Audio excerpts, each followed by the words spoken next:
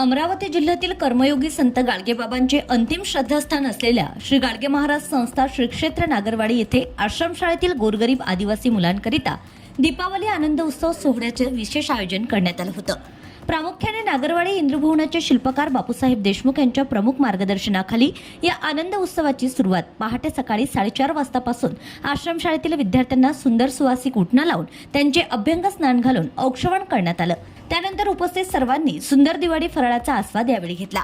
विशेषतः दीपावली आनंद उत्सवाच्या सोहळ्याला उपस्थित जिल्ह्याचे खासदार बळवंत वानखडे, मुंबई येथील उदार दयाळू सीतादेवी संतोषकुमार झुंझुनवाला तसेच अकोला निवासी सुखदेव शेठ भुतळा यांच्या शुभ हस्ते संत गाडगेबाबांच्या मूर्तीचं पूजन माल्यार्पण करण्यात आलं। दरम्यान सोहळ्याला उपस्थित मान्यवरांचा गोपाला गोपाला देवकीनंदन गोपालाच्या गजरात हृदयस्पर्शी सत्कार करण्यात आला।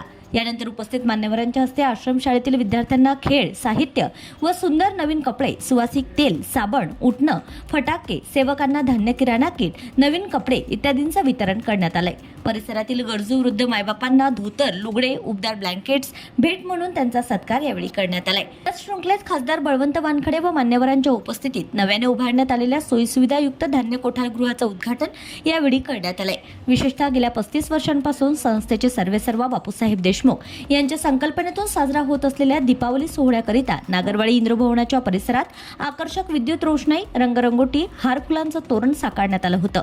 तसेच विद्यार्थ्यांनी सायंकाळी फटाक्यांची आतिषबाजी करत मनमुराद आनंद लुटला।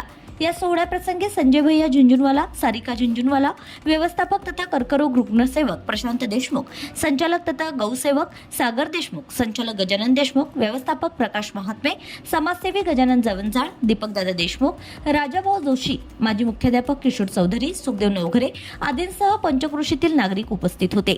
सरतेशेवटी आश्रमशाळेतील विद्यार्थ्यांना मिष्टान्न भोजन देत या कार्यक्रमाची यशस्वी सांगता करण्यात आली आहे।